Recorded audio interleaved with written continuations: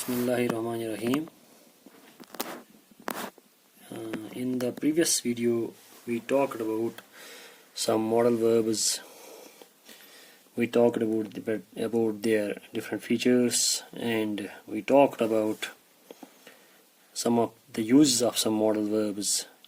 So we will continue it in today's video. We will also talk about these modal verbs, and we will continue to talk about some of the uses of some modal verbs. So first of all, we will start with should. Should as a modal represents obligation or advice, and should not is the negative form of should, and its short form or contraction form is shouldn't. This is shouldn't. So should shows obligation and advice. This is the sentence: you should obey your parents. It's an obligation. You should obey your parents. Obligation. You should help the poor. This is also an advice. This is advice. This is advice. And another sentence: you should not meet him now. This is also advice. So should shows obligation and advice. This sentence, you should not meet him now, we can write it also as you shouldn't meet him now. Now another modal, will. Will shows willingness.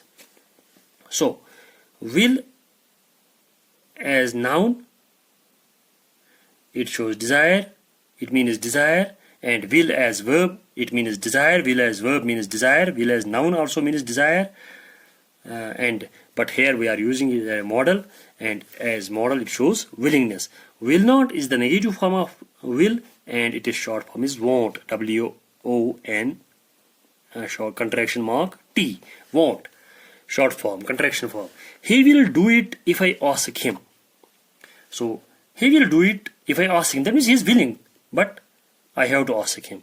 Will you please come with me? This is a request also, but at the same time we are checking his willingness, whether he is willing or not. So this is will. He won't come here now. That means he is not willing to come here now. So this is will. Now another modal is would. Would is positive, and its negative form is wouldn't or would not or would not. What does would show? Would as a modal shows characteristic activity of the past. Characteristic activity of the past, or it shows routine activity of the past. Characteristic activity of the past or routine activity of the past. So when we use would in a sentence, it shows a routine activity of the past or a characteristic activity of the past. That means the activity that we used to do every day or often in the past. So for example, I would sit on the banks of a stream in the evening when I was a child. So I am writing here, I would sit on the banks of a stream in the evening. When it was evening time, I would sit on the banks of a stream in the evening when I was a child. So this represents that it was my the characteristic activity of the past. It was my characteristic activity. I would go and I would sit. Then I would come back and have dinner at my home. After that, I would study for some time,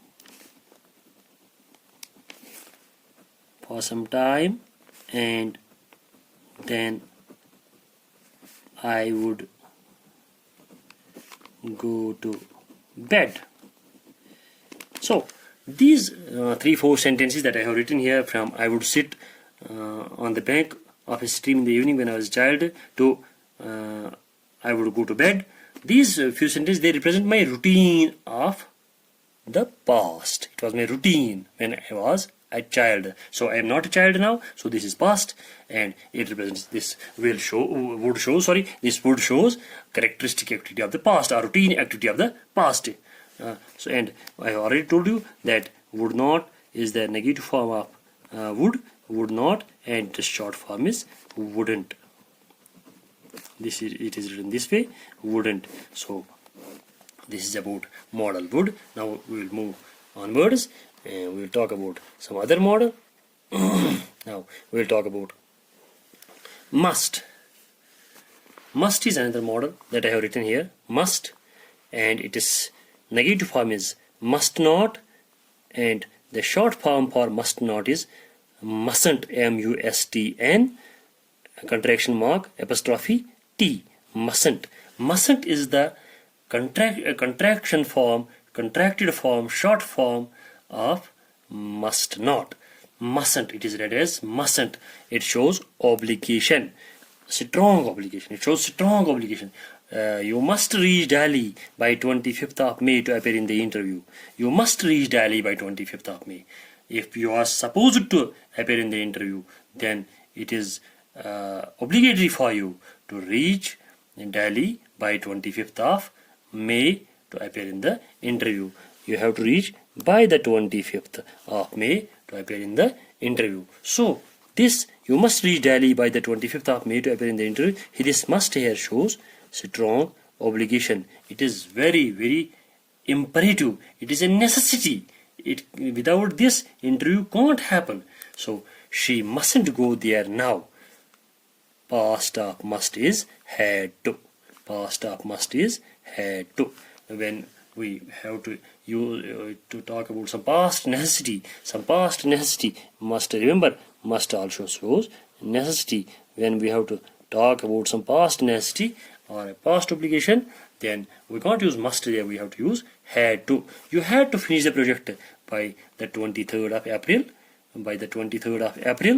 2020. You had to finish the project by the 23rd of April 2020. So since 23rd of April is gone, the project has not been finished. So now it was obligatory to finish the project by that date, and now nothing can be done. So past of must is had to, and must also shows, as I already told you, it shows logical necessity. He must be lying. This sentence says he must be lying. Logicalness, the way he speaks, it shows that he is lying. It shows that he is lying. So this is must. Must shows obligation and necessity, and had to is the past of must. Now we will move to another model. It is ought to. Ought to shows obligation. Ought to is equivalent to should. Ought to and should, they represent more or less the same meaning. Ought to has negative form, ought not to. Negative of ought to is ought not to. So obligation, it also shows obligation, as should shows obligation, it also shows obligation. They ought to obey their boss. They should obey their boss, same meaning. They ought to obey their boss and they should obey their boss. But we have to remember that when we write this model ought to, we have to take to along with it. We have to take to along with it. If to is written there, and then we have to write ought.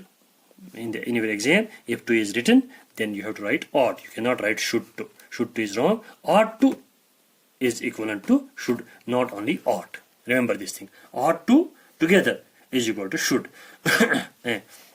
Another model. Need not. Need not. Need not shows immediate necessity. Immediate necessity.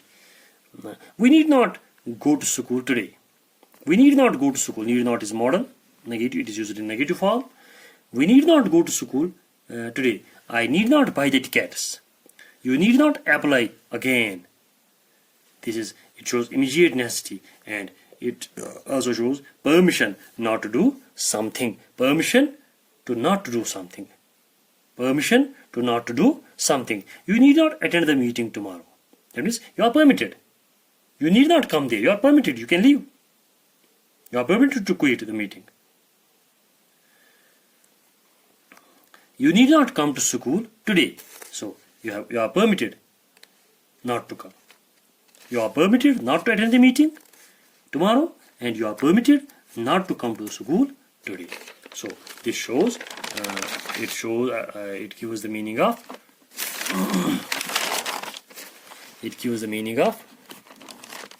this is the sentence. I will try to bring it inside the video so that the video catches it. You need not come to school today. You need not come to school today. This is the sentence. You need not come to school today. You are permitted not to come. So need not shows permission to not to do something. Permission to not to do something. And it also shows immediate necessity. Now we'll move to another model, that is dare. D-A-R-E, dare. D-A-R-E, dare. This is another model with us. Dare, D-A-R-E, dare, and its past is dared. D-A-R-E-T. So use of dare. Number one, have the courage to do something. Dare, it shows it gives the meaning of have the courage to do something. I dare tell him now. I have the courage to tell him now. I have the courage. I dare tell him now.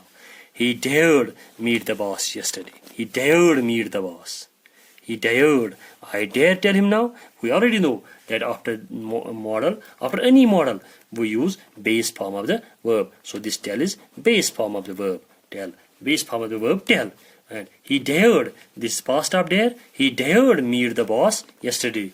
We have already talked about past tense. Past tense of models. Models have past tense and can, could, shall, should. We have already talked about that. So dared. He dared meet the boss yesterday. He dared meet, not he dared to meet, because if we write to is not with model. As ought to, you can ask a question then why ought to? But ought to is to, and ought and to, they go together. They make a model together. Ought and to. These two words make a model, one model. These two words make one model. He dared meet the boss yesterday. He dared meet the boss yesterday.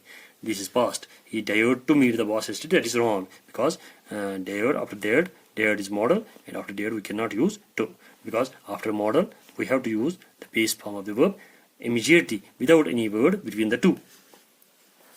Only in negative form can be used. He dared not.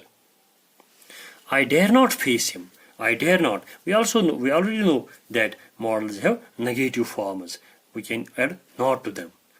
Main verbs don't have these forms. We already know it. I dare not face him. She dared not meet the boss yesterday. Now this question, dare I ask him?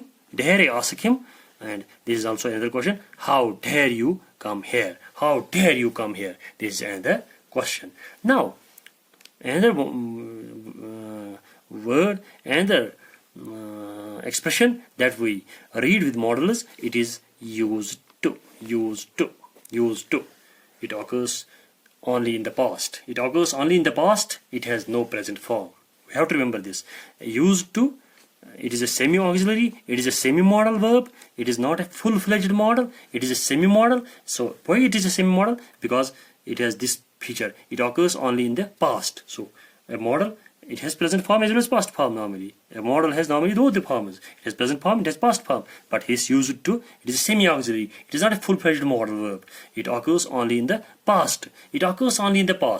ये सिर्फ past में इस्तेमाल होता है. ये semi auxiliary verb है. ये full fledged modal verb नहीं है. It has no present form. It has no present form. Used to has no present form. It has only past form. What does it show? It refers to a state or habit in the past. It shows a state or habit in the past. It shows a state of the past, or it shows a habit of the past which no longer exists. This habit or this state, this doesn't exist now. It refers to a state or habit in the past. It shows some past habit. It shows some past state, past condition which no longer exists. And that condition or that state or that habit that no longer exists now. He used to study very hard. That means this past. This was his habit in past. He used to study very hard. He used to be a very good player. He used to be a very good player. Now he is not a good player. That means it is his past state. It is a past. It is a past habit. She used to dance when she was young. Used to. This is past habit. She used to dance when she was young. When she was young, she used to dance. That means it was her habit. I used to visit the banks of the river in the past. I used to visit the banks of the river. Rivers. I used to visit the banks of the rivers in the past. So this is also a past habit. So these habits no longer exist. These states no longer exist. These conditions no longer exist, and they are represented by used to. And it doesn't have any present form. It is only used in this structure. Used to. And it doesn't have any negative form as well. It has only this form, used to. It doesn't have any negative form. So with this we finish modals. In next video we will come with something else. Till then, goodbye. Thanks for watching.